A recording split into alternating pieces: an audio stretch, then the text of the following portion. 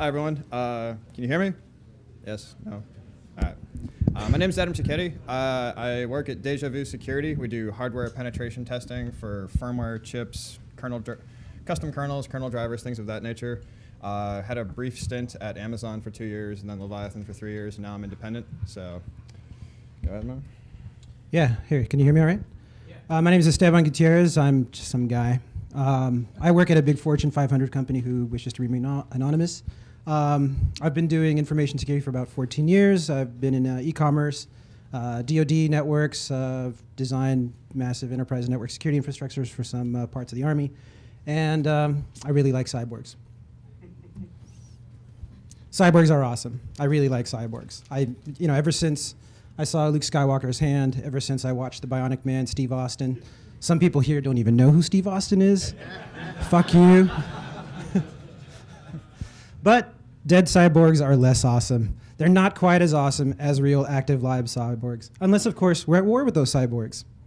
In which case, dead cyborgs are good. So what is a cyborg? You know, there's a lot of talk about it and different ways of thinking about it.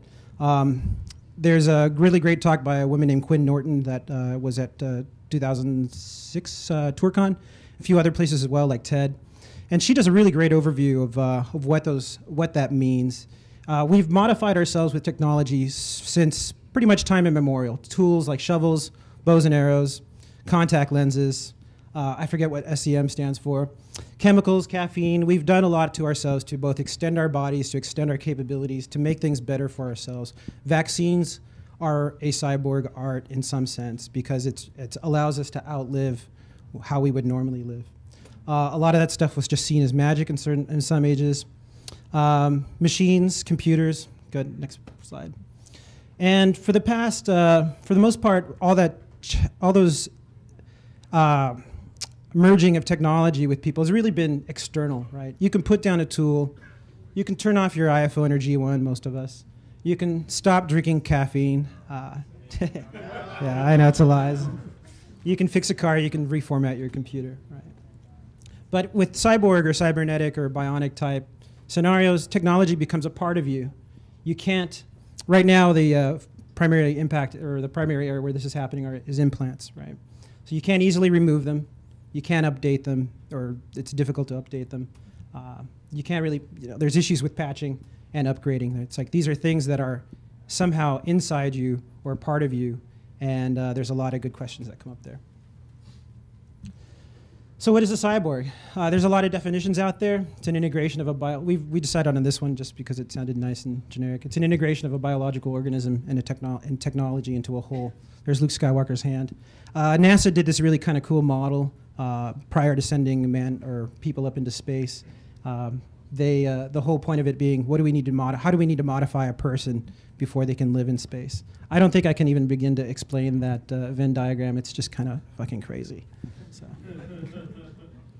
Here's some example of cyborgs. Amy Millen on the left there. She's she's well known in acting circles. She's got different legs than you and I do, or most of us here do. And she's actually as capable of running much faster than at least me and some other people that I know who are really fast. This little child on the here was born with congenital ear defects, and once he got cochlear implants, he could hear his mom talking to him and started actually reacting to her. Down in the bottom is, what's her name? Kat Wilkins, I believe. If you subscribe to National Geographic, you should. The January article had a very long review of her technology and what's going on with her. You'll see all those sensors on her stump, and that plugs into a cybernetic arm that reads the signals that are being sent down to muscle groups that have been rewired surgically to react to various nerves that essentially, in essence, all she needs to do is think about moving her arm, and the arm moves and reacts in the way that a normal arm would. And there's constant upgrades going on in her technology to make it actually safe and seem somewhat natural. It's a pretty amazing article, actually. Here's a cyborg being detained by a robot. The war has already started.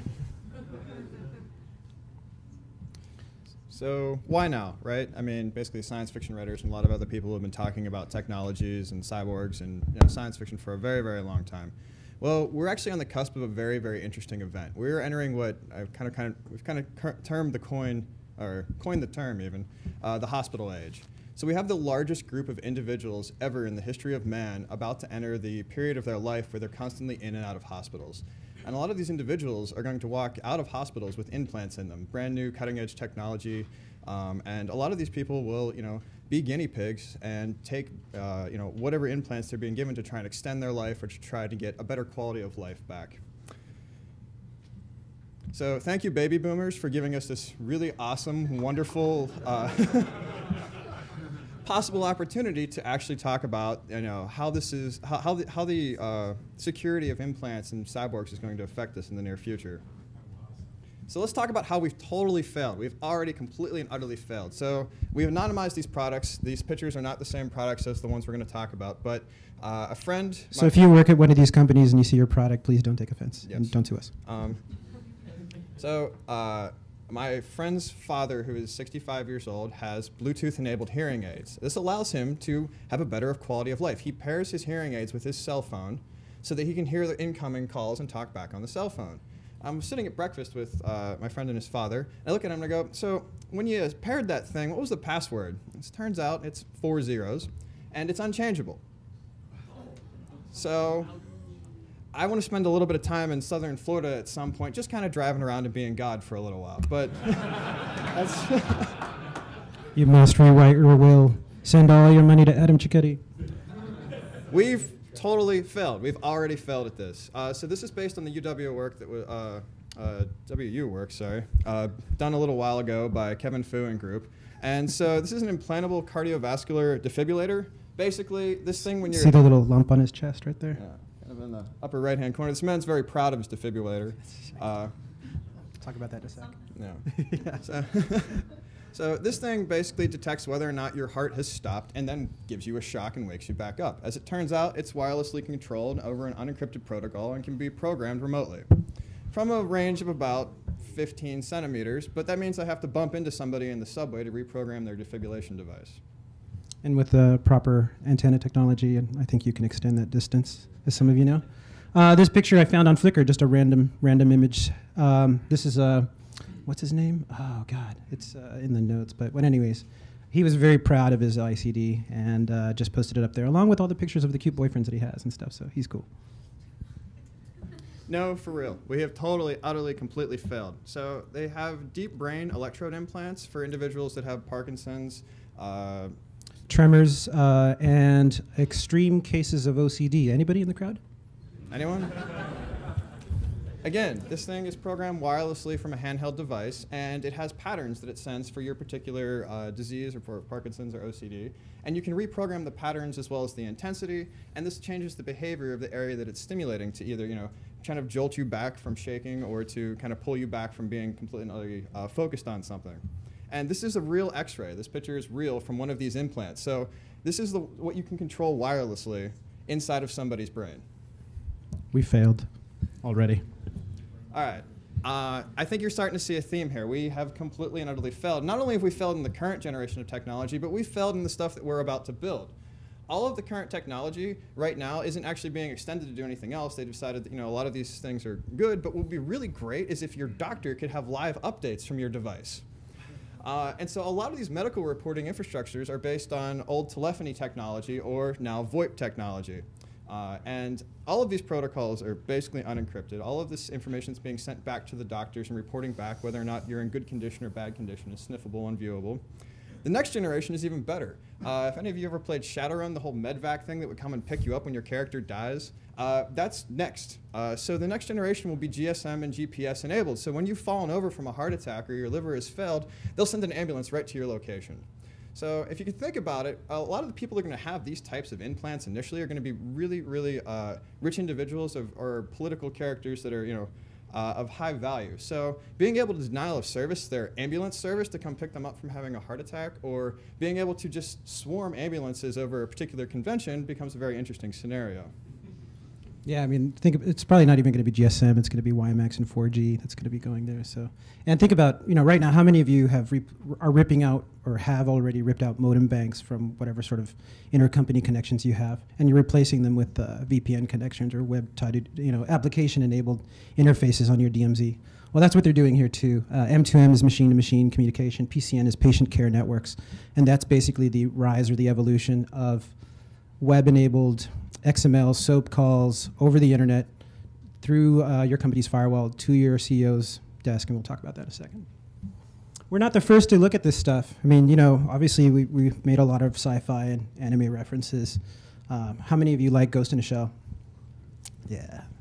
And Kevin Fu is, I think out of UW, he's got a medical device security center. Actually, it's pretty cool stuff. It's nice, once we were digging around and doing some of this initial research, we figured out, there's actually some people looking at this stuff. And there's actually a medical device security center with not a lot of papers up there, but still some kind of cool ideas and stuff. Gadi Evron has actually talked about this, I think, at 2063. Kono, Tamara Denning is actually a pretty prolific author in this space. Bruce Schneier has made some comments about malware on medical implants. Many of you probably already started looking at this stuff, I hope. And I think Arsenake's thought about some, what happens if we take just raw brain material and use it to do cracking on keys and stuff like that. So our focus is not on any specific device. Really, this is just kind of a general exploration of the space. And we're also, there's a couple of specific areas that we're going to look at, or devices. And we're also not looking at privacy, HIPAA laws, or ethics. A lot of the papers that are out there now at the Medical Device Security Center and a few other places, they really are focusing on HIPAA. They're focusing on laws. They're focusing on ethics. They're focusing on, is this really right, or not is this really right, but how do we protect the privacy of this stuff? And as we know, policy and compliance and regulations are not a solution. Attackers don't follow the rules. And honestly, as a defender, they don't really do me a whole lot of good. Maybe they kill some low-hanging fruit, but when this stuff starts getting into my enterprise network, I need to start thinking about it a lot differently beyond just the HIPAA compliance. So our focus is really looking at those attack and defense scenarios. We're going to do that by defining a cyborg security landscape. I'm going to show you how we sort of slice up cyborg functionality, and then go over some scenarios from an attack and defense perspective. So we're probably going to have to cut it a little short, though, since we're running out of time. Hackers don't have ethics. Well, that's not true. A lot do, but, we're pretty chaotic. When somebody's decided to pull the trigger on, taking an ODA and hitting a pacemaker or a liver implant or an insulin pump, we have to assume that ethics have kind of walked out the door. So we have to look at it from that perspective. There's no middle ground here. There's no rebooting the server for your liver. I mean, in some sense, you could probably look at that as an attempted murder. So it would be just as much as if someone was trying to shoot somebody with a gun. You have sort of exigent circumstances for your defense, probably in such cases, I would guess. right. And so, I mean, You want to repeat what he said? I don't remember. I can't really. He says in some sense it basically comes down to murder, right? This was a point I think we were going to make at some point, but Bruce had mentioned earlier, like, hey, how do we prove stuff to our execs and the people who give us money to do things? Oh, we show them metrics. Okay, great, so I'm going to have a metric now. How many people didn't die on my network, right, this year? Or how many people did die from hacking attempts or intrusions into something? Let's skip forward. No, actually, go back a second. I just want to talk to... yeah, so again, another quote from Quinn Norton's brilliant talk. The body is just another programmable system. And one of the ways that in which it is this concept called neuroplasticity. It's a really interesting concept. We're not going to go into it. Google it, look at it. It's fantastic. If you've watched Dollhouse or Fringe, you've probably heard references to it. Yes? Think about inadvertent jamming. You don't mean to, it happens anyway. Yeah. Wi-Fi networks are jammed by microwave ovens. So he's making a comment about inadvertent jamming of these devices, and we're going to actually talk about that a little bit. So this is a real brief. This is kind of how I've sort of organized my thinking about cyborgs. Right now, most of the technology or the integration of the technologies is focused on restoration, and then I'll talk a little bit about enhancement and augmentation in a second. Go ahead, next one. So right now, restoration. What is restoration? So we all have, we're humans, most of us, and we have basic capabilities, right? Arms, legs, sight, smell, sense. And for the most part, a lot of this technology, as you saw from some of the examples, is focusing really on restoring those capabilities that, for whatever reason, have been lost or damaged or maybe not even there to begin with. So a lot of the research and a lot of the commercial and medical technology that's out there now are doing that restoration function. And I've kind of tried to figure out, well, how do I interface with that as a person or as a human or as an organism? And another way that I've kind of split out my thinking is, well, I can either have a physical interface into that technology, a sensory-based interface into that technology, or a cognitive base. Along those levels, really, you know, physical, it's just something you just put on you, like a real prosthetic. There's some of you are probably going to get penis implants later on when you get really old. Breast implants is some way to think about it. Sensory, that's really, you know, how many of you wear contacts? LASIK surgery, hearing aids, we've already talked about that, and cognitive stuff. There's PTSD, rehab, transcranial, magnetic, oh God, I forgot the acronym. Anyways, lots of interesting technology there. Next one. So the next area of function change or integration is where we really start to enhance existing capabilities that we have. So this is moving beyond just getting back a functionality, beyond just having, oh, I want an arm or I want something, you know, right? Now you're going to actually make whatever that thing is even better. You're going to have better eyesight. You're going to see farther. You're going to, I don't know, be stronger with your arms, powered limbs. You'll have night vision. In the cognitive side, there's a lot of interesting stuff going on in the neuroengineering realm to make things better. Quinn mentions a little pill called the Barbie pill. Essentially, you take it. I can't remember the code name of it. It's used for it's a tanning pill. Melatonin, yeah. Melanotannin, thank you. And it's fantastic. You can get it in Australia. You start taking it, and it gives you a tan. Your libido goes up, and you start losing weight. Who doesn't want that, right? So, and that's one way. So the next area is augmentation, right? Where we're going to be adding something that we don't have. We're not just enhancing or making something that we have better. We're actually going to just create whole new capabilities, whole new things. Maybe I'm going to implant some forearm guns or put a USB key on my finger. We want wings or tails for whatever reason. From a sensory perspective, maybe I'm going to give myself a sense that I don't already have. I mean, there's some articles out there about people who are born blind but somehow develop this echolocation capability, right? They just go through life sort of clicking and being able to hear that. And that kind of pays homage to the fact that we have this plasticity. We can retrain our brains to absorb whatever sort of new capability. In Quinn Norton's talk, she spends a great deal of time speaking about a magnet implant that she got in her hand. And sort of the new world that just kind of opened up to her because of it. She could tell when her hard drive spun up on her laptop. She could run her hand against walls and detect where wires were running because she could just feel it in her finger, right? It's fantastic stuff. So the vulnerability landscape, and so that's how I've kind of been basing sort of my thinking about this. And we're kind of working on Adam and I have been trying to toss together a threat model for this, but it was kind of all over the place, so we didn't want to put it up here. So instead, we put up a cute picture of a bunny attacking you and how you're going to defend your beautiful little beagle. So bottom line is right now we're doing it wrong before there's anything to be done. I mean, right now we understand technology pretty well. You know, we have these are the kinds of generic ways that we defend the tech that we have. Firmware, code, firewalls, patching, attack, you know, and then we attack stuff. You want to take over from here? Sure. Oh. Actually, I'll say, yeah. So one of the interesting thoughts that we had is, well, what as humans integrated with technology do we bring to the table that we can actually add to our tools for defense and for attack? You know, can we take drugs that'll help us survive some kind of hack attack or cyber attack against an implant or something that's embedded in us? Can we meditate our way through someone hacking my implantable cardio defibrillator? Do I just need to rest until I'm better now and healed, right? And then there's issues of will and perception. I mean, then I suspect or I predict that once we start moving in the direction of implantable technology and merging technology into our bodies, this field of study of, you know, what are our sort of nascent human powers that we don't understand, we can't even measure right now. I mean, I think a lot of people kind of refer to it as the split between traditional Western medicine and Eastern medicine, right? I mean, there's all this stuff that goes on that who knows what it does. We'll probably make a lot more ground or advances in that area because we're going to be meshing the two together somehow.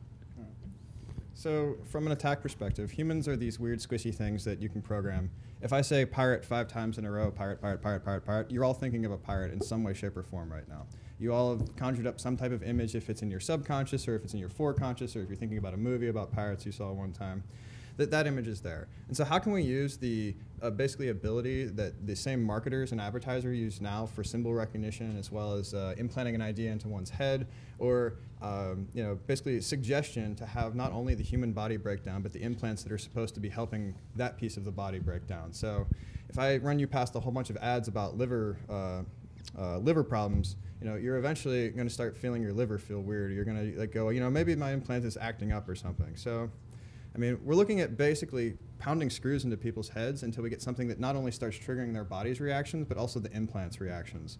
And what can you do from cascading and chaining attacks from implants to other parts of the body? Can you start making particular parts of the body start to feel weird and move in different ways, which then will affect, an outcome of a different one? Yeah, what if Joe Grand or Bunny didn't care that, some microchip they wanted to look at was inside a person's body? They just wanted to still look at it. So we're going to go over some real-world examples. These are based in technologies that are available today, and some stuff that's basically on the horizon for tomorrow, and the things that we've done research into to finding, the next generation of all this technology that's going to be put out. Can we do a time check? Does somebody know what time it is? Okay, thanks. Sure. So like we mentioned in this matrix that we put up earlier, right, the focus today is on restoral, right, restoral technologies and integration. We sat and we would kind of like, well, let's, what are some scenarios that we can see today based on this? The fact that most of the implants and most of the cyborg engineering that's happening is really based in the medical commercial realm. And so one of the scenarios is that, well, what if I'm sitting in my help desk or, I'm just working at, IT security at some big company and I get this trouble ticket and the CEO sends in a request saying, hey, the executive staff, we need to unblock the firewall to allow some remote medical monitoring equipment so that we can tell that the CEO's pacemaker is working properly. We want to enable some telemetry there. I'm not sure really. I mean, yeah, he's the CEO, so I'm probably going to go ahead and do that. But I think, it really depends on your policy. It really depends on a lot of things, right? It probably turns out that the CEO's health is probably really important, much more important than your policy. And you probably don't have a policy that really addresses that. You're going to go talk to your privacy folks? Yeah, they're going to solve it for you. So, it's going to be one of the scenarios where you have to think very carefully about that. And I was talking with a friend at Black Hat DC about this, and he said, actually, this happened to me. I got this ticket the other day. So this has already happened. Yeah. We're already modifying our infrastructure for this kind of stuff. So from an attacker perspective, we've basically opened a direct hole to the CEO's laptop, as well as now know the channel that all of that medical information is being reported back. What if I decide that I want to sniff that information instead of doing something nefarious to the CEO? I just start charting his health and put up a page that has the stock price of the company next to each other, right? I mean, and at what point will shareholders start demanding that Jobs' liver implant is something that gets posted online so they can actually track health and CEOs? So we have a lot of interesting scenarios as a result of even the technology that's just available today. In development is a defibrillator iPhone app, which will monitor the status of said defibrillator. Don't know if this will have any control mechanism yet, but I love the idea of writing an iPhone app that detects that the defibrillator iPhone app is on there, and every time the microphone detects that you're near a Starbucks, it gives you a little jolt and wakes you up. I mean, so yeah. Yeah, it's pretty bad. Yeah, I was like, I wonder if, Apple must be allowing some remote monitoring of Steve Jobs' condition. I mean, come on. So, yeah. I'll go back a second because I just want to cover the DBS stuff. I don't think we gave the numbers on that. When we were looking through the deep brain stimulator, where you saw that basically 4-inch piece of metal stuck in someone's head, there's 60,000 people walking around with that in the U.S. 60,000 people with a deep brain stimulator. Basically, it's a piece of metal inside their head, little wire running down to their chest, remotely programmable. Actually, when in the literature that you get after you get the surgery, they hand you 2 magnets, and this is how you sort of control the device. Great. I'm sure it makes them feel better, but still, yeah. So tomorrow, I think the focus is going to be on enhancements, right? Right now, most of that, I don't know if I mentioned this before, but the segments that are probably going to be looking at this, right now all that research is in the medical realm.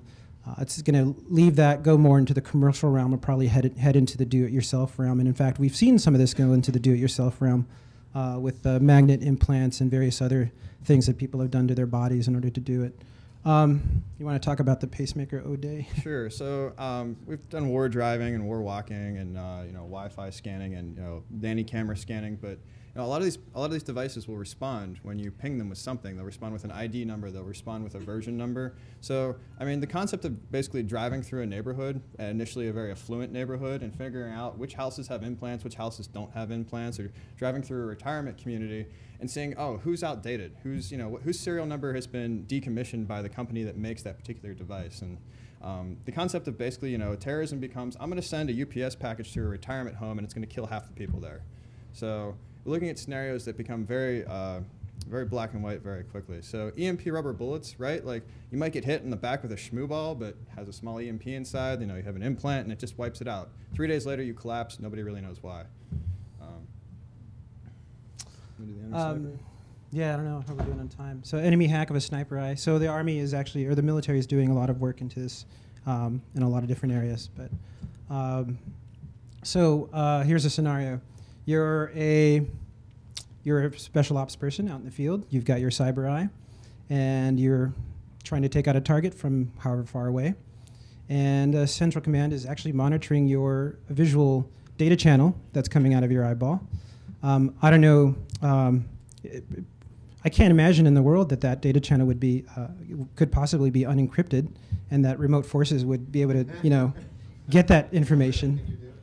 Yeah, and maybe ideally, what if they could actually jam that channel right before you pull the trigger, or inject something into it? So. All right, let's skip political hack. Yeah, go to the spam. Spam becomes much more interesting, right? Because we already have people that will take $20,000 or $10,000 and tattoo a URL on their forehead, right? For the last 15 years, e-ink tattoos have been in development, and they're still not quite ready yet. But the interesting thing is that you get a full sleeve tattoo, you go out to party, you have your sleeves turned on, you come back to work, you turn off your sleeves, you go to your board meeting. What happens when other images start showing up there? And what I think is interesting and entertaining is that a lot of people already self-brand. I mean, you probably know somebody that has a Nike or a McDonald's or a Zune tattoo or something, or an Apple tattoo on the back of their head.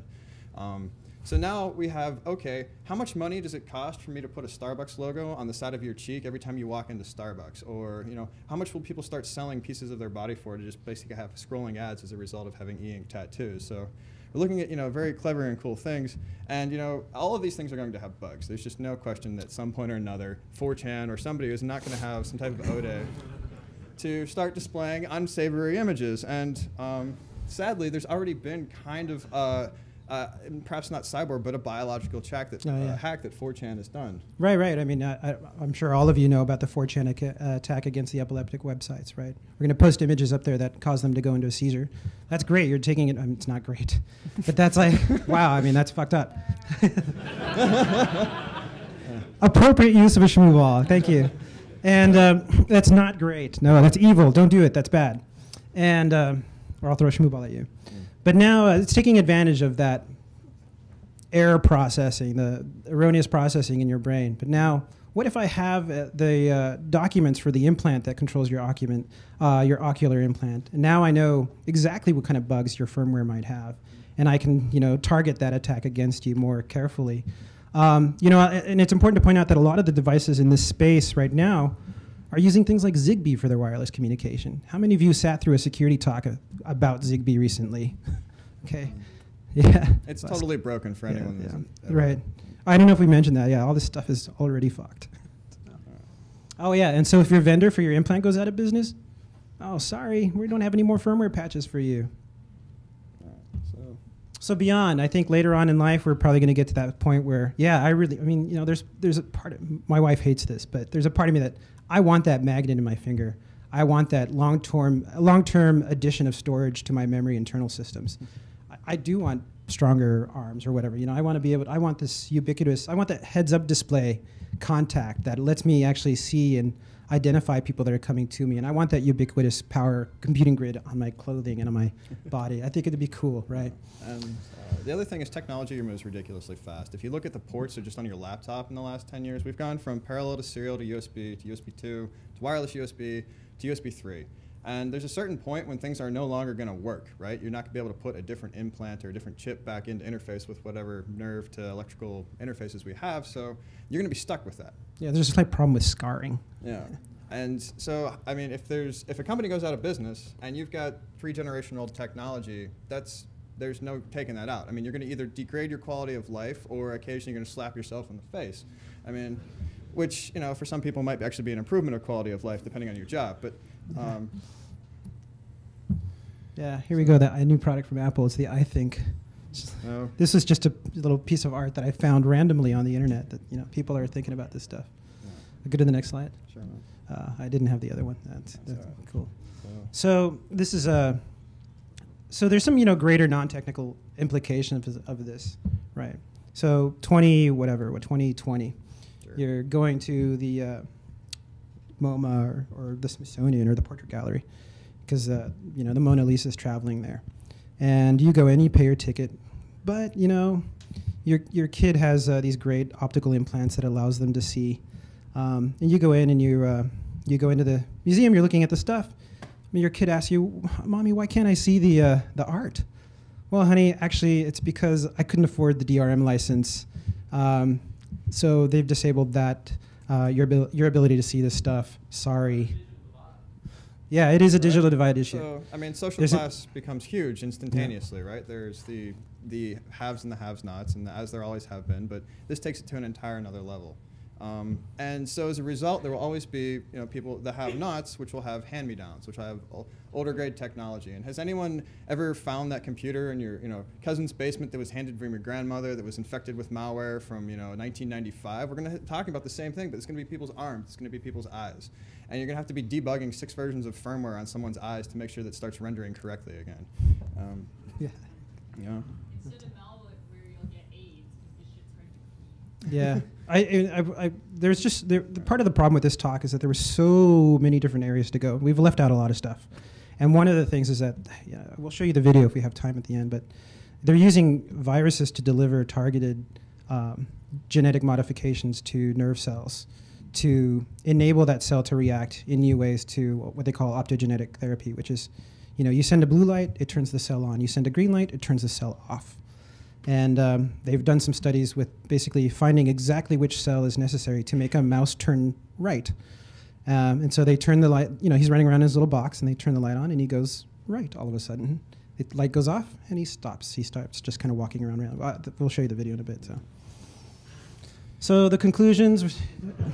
We're screwed. I mean, it's a common theme at this conference, right? I mean, you know, we've already done it wrong. You know, we're going to continue to do it wrong. This is probably not a space where we want to do it wrong. We don't want to borrow the machine-to-machine communication code that's being used in our fantastically well-secured SCADA networks. You know, we want to build. I think this is an area where we want to build it from scratch. So this is really kind of a call to action to everyone. It's highly likely that all of you in this area, under 40, under some age, you guys are going to go to the hospital later.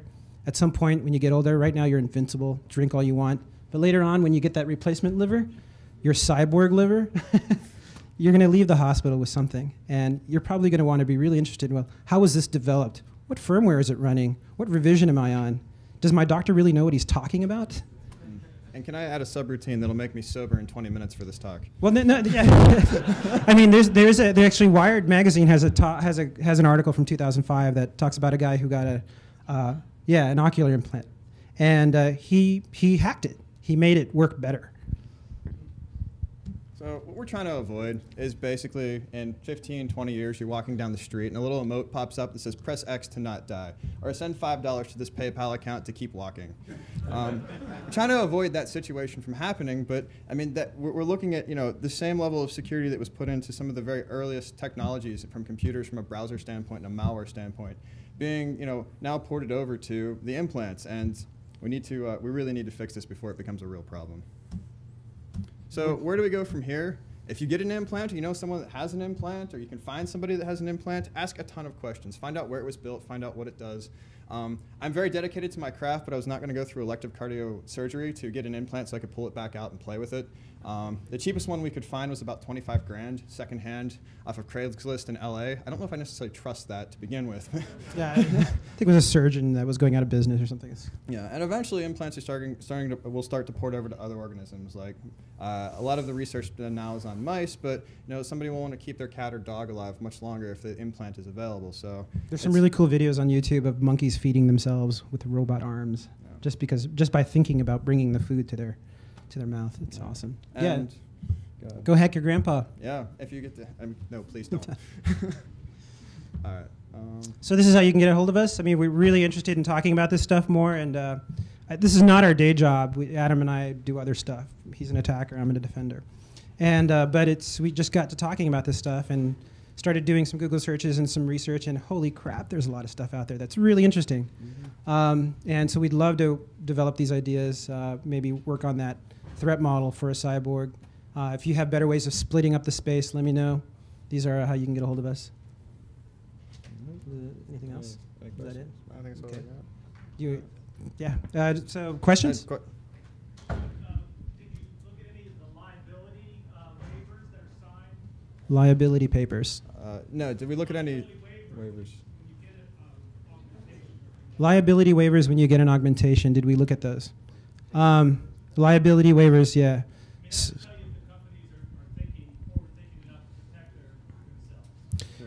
Yeah, that's a good suggestion. I mean, that probably would be a good place to look. We didn't look at any of that stuff because when we thought about liability waivers, we're like, that's not going to protect me.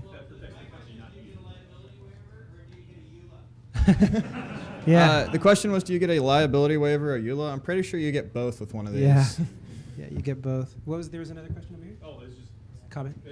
All those liability waivers do is protect the company. They do nothing to protect you. Right. Yeah, so he's saying that all the liability waivers do is protect the company, not you. But I think the point of the gentleman in the back was that they can probably reveal some really good information about what they're trying to protect. Yeah. A lot of this stuff is proprietary too, even though some of the companies are looking at Zigbee and some other, low voltage wireless stuff. So, any other questions?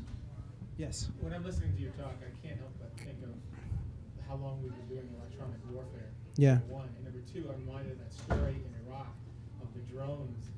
The insurgents were intercepting the video feeds from the drones using a $26 piece of software they downloaded from the internet. Yeah. I mean, so now all you're doing is basically going that one step further and saying now the equipment that they're hacking can be inside you.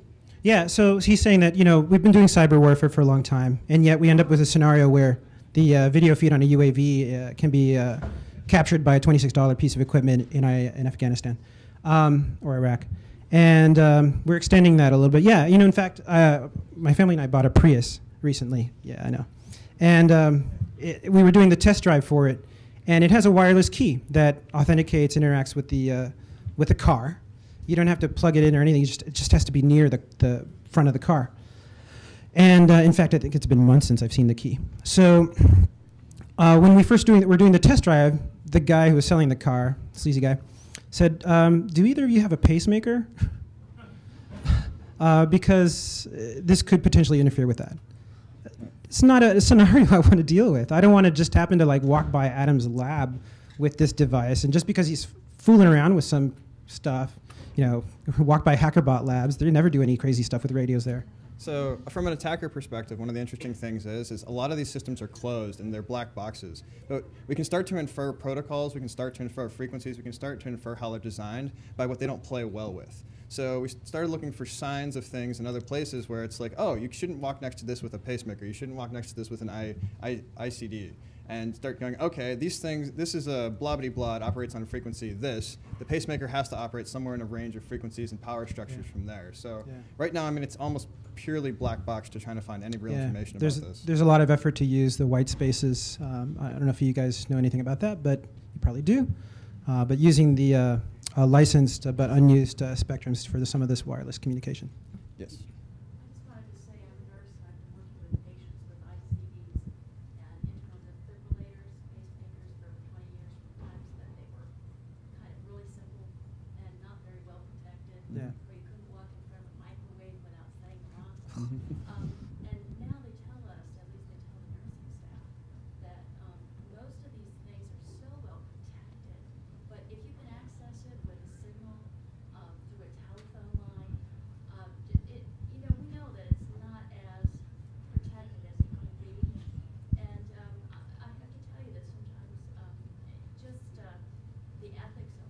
Yeah. Yeah, and that's why I think the primary. She says that she's a nurse and she works with this. She's been working with people getting ICDs for about 20 years or so. And yeah, I mean, is it ethical to be doing this if we can't really protect it? I don't know, but people are doing it anyways, you know, and people are getting it. They want their hearts to keep pumping, and so is a little piece of Faraday cloth going to protect them? Right. Yeah. You know, actually, it's funny because one of the recent papers that talks about defense mechanisms for ICDs talks about using a cloaker that basically is would act either as a proxy or a third-party authentication mechanism for the communication to your ICD. This was work done by UW, and the issue of that is that it's a fail-open thing, because if you have a medical emergency, right, just toss it off to the corner so it's no longer interacting with you. Now you can talk to now anything can talk to the ICD. So is that a scenario we want to live with? I don't know, maybe. Doesn't sound like the right solution to me. Two related questions. One, when is this technology going to hit the developing world, if ever? Mm-hmm. And as a follow-up to that, what's the potential for knockoffs or pirated or Yeah. simulated? Yeah. Is your ICD made in China? She's asking when is this going to hit the developing world, and what's the potential for knockoffs? I think it's already hit the developing world. In fact, I don't know how many of you know about medical tourism. We're pretty. I mean, Tour, T-O-U-R. yeah, like going. I mean, thank you. So, yeah. All right. I think there's one last question. So, like, if you're around a cell phone, would that, like, potentially mess with your, Your implant. yeah, mess with the implant, because doesn't that use microwave? You should go do some testing on that.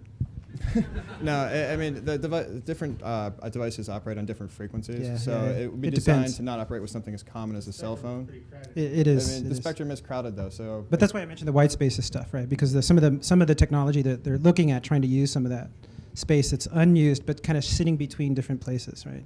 I think we're being kicked off. Yeah, we so. got to leave. Thanks everybody for your time.